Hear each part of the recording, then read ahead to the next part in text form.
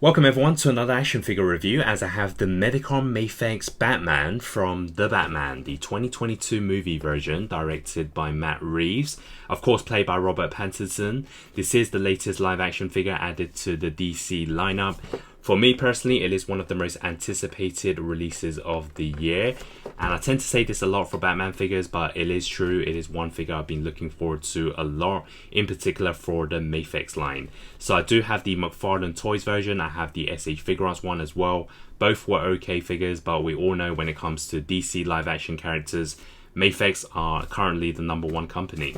So hopefully this will be the ultimate version, the definitive version of this particular Batman.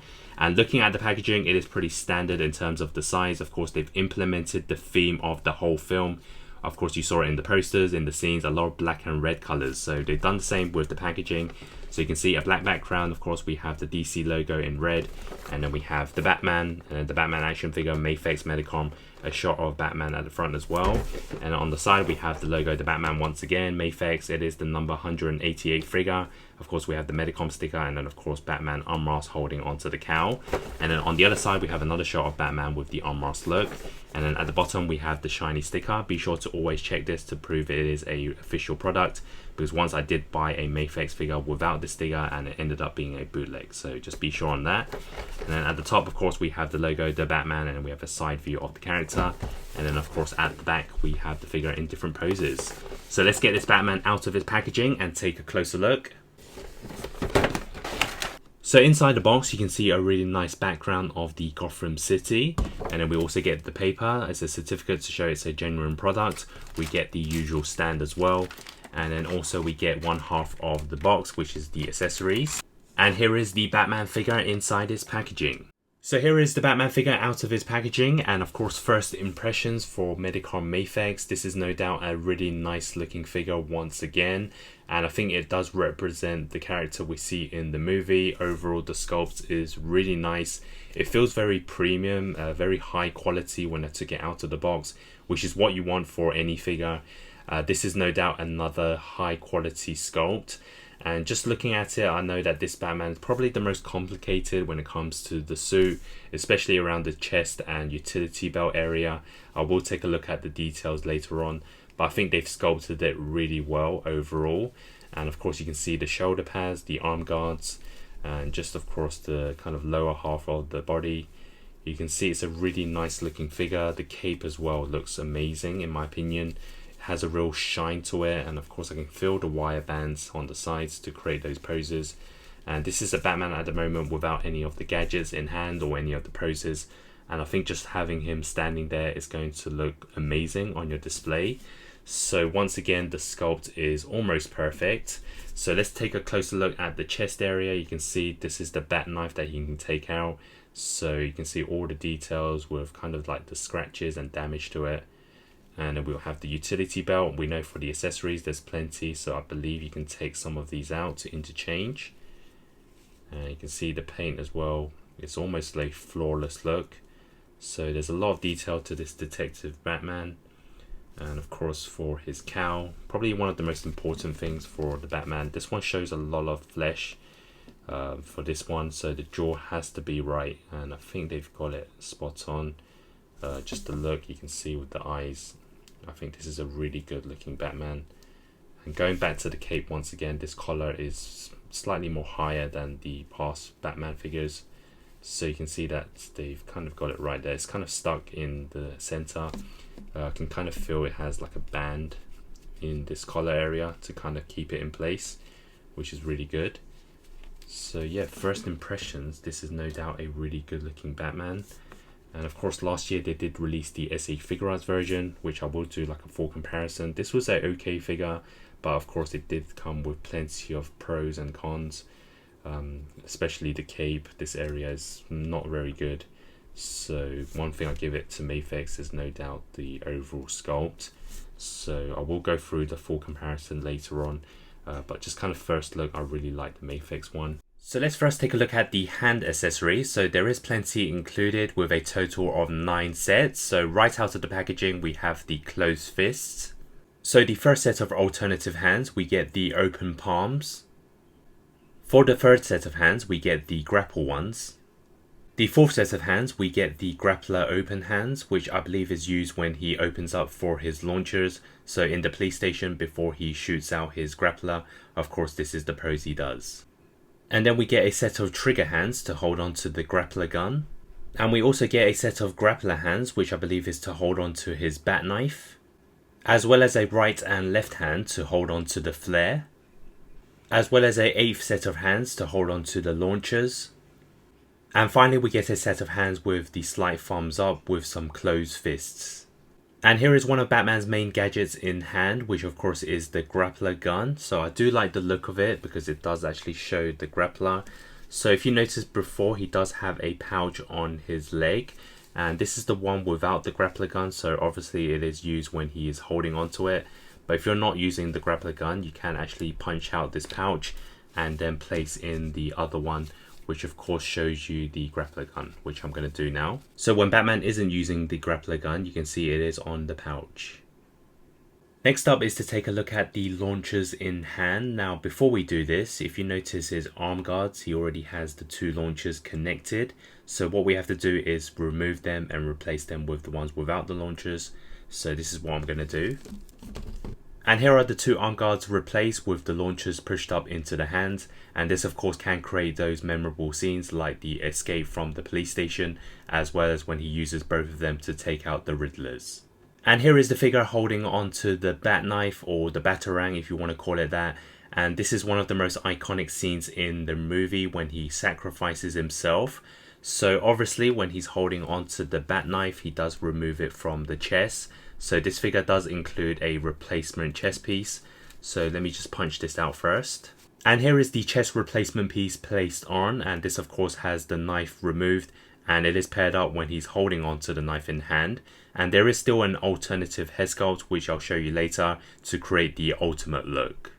And here is the flare accessory, which of course he uses to open up a flashlight and lead the civilians out of the exit. And this of course was also a very memorable scene, and this can be used on both the right hand as well as the left hand. Now it's time for the different head sculpts. So the one out of the box is the standard look, and I do like it because I think it's an accurate representation. There wasn't much expressions from this particular Batman, so this is a good head sculpt. For the alternative head sculpt, we get the aggressive face, as you can see with the gritted teeth, and this can be used for multiple scenes. For the main one would probably be when he escapes from the cops and he uses the launchers. You can use it for the fight scenes, and another one I think it can be used for is when he slices the cable to sacrifice himself. And here is the alternative head sculpt placed with the launcher in hand to create the police escape scene. And also use of the alternative head sculpts to create the sacrifice scene. And for the second alternative head sculpt, we have the armrest look without the cowl. So it is the Bruce Wayne head sculpt, and I really like it. I think it's sculpted really well. It's an accurate representation once again, from the hairstyle to the face. So technically he doesn't have the eye makeup on, so it's not the one when he first removes the cowl. You could use it when he's about to get ready as Batman from the opening, or maybe it's just one to place on a different body, or maybe later they're going to release another figure, we don't know. But this is just an unmasked look, which I really like. And the third and final alternative head sculpt is another Bruce Wayne look, and this is the one taken from the movie scene when he removes the cowl in the Batcave and of course watches the video of his parents' history. So this is another accurate look. I do prefer it over the original one. Of course, as you can see, it has the eye makeup, the messy hair, so they've definitely presented it really well. And alongside the other unmasked head sculpts, you do have to change out the neck as well to make it a bit more accurate. So this is another fantastic head sculpt, which I really like, and no doubt I'm going to do some poses with this one. And let's not forget the bonus accessory, which is the cowl on its own. And this of course is paired up with the unmasked head sculpt of Bruce Wayne to recreate that memorable scene. So now let's test out the articulation, the movement of the figure. So starting off with the head sculpt. So it can turn side to side, but it's not very smooth because the collar is slightly high, so it does kind of get in the way for a full 360 spin. So you can still do it, but just be very careful. And then the head down this much, and then upwards slightly. And then for the arms, we have the shoulder pads, of course, which are kind of movable as well, as you can see. So let's stretch the arms side to side, and then we can also move them forwards, upwards and backwards, no problem. And they also stretch this much, although the shoulder pads do slightly get in the way, but the cape certainly doesn't.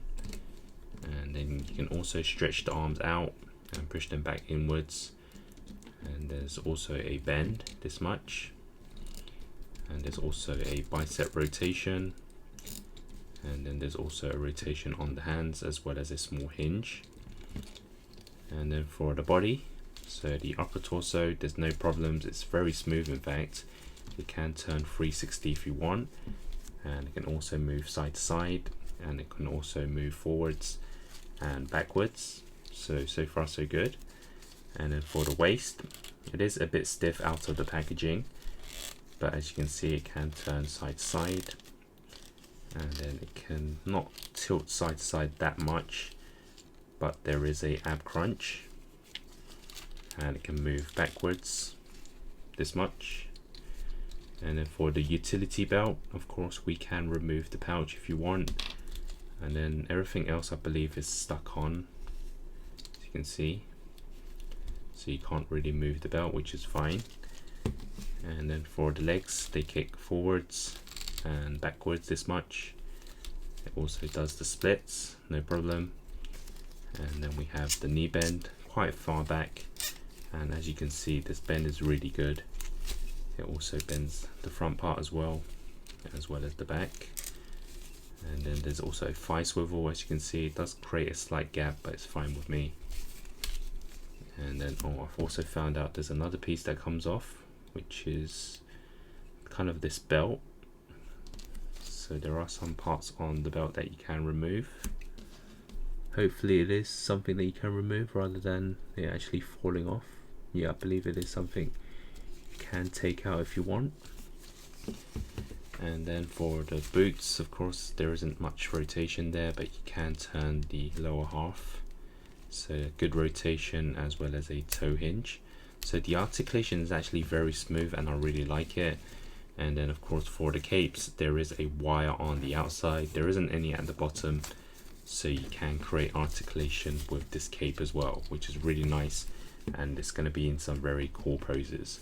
So the articulation, I really like it. There isn't that much limitations, maybe a bit on the neck part because of the collar, but everything else I really like it. So articulation wise, I'm going to give this almost the maximum points.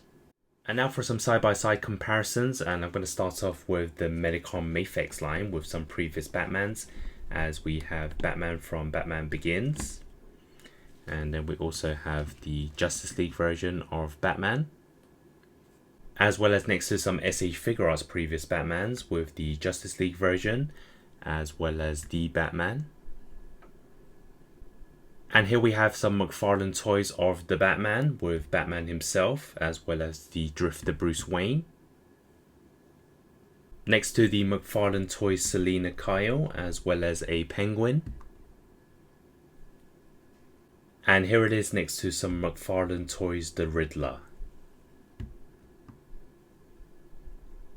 And here is one final look of the Batman with the Bruce Wayne head sculpt next to the Justice League version of Batman by Mafex, as well as the Bruce Wayne version of the Batman, a custom made by Atten Custom.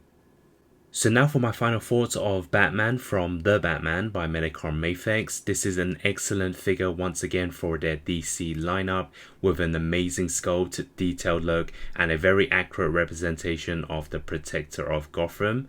The way it looks is very premium with a quality armor and cape. Even without any poses or accessories, this will stand out from the crowd.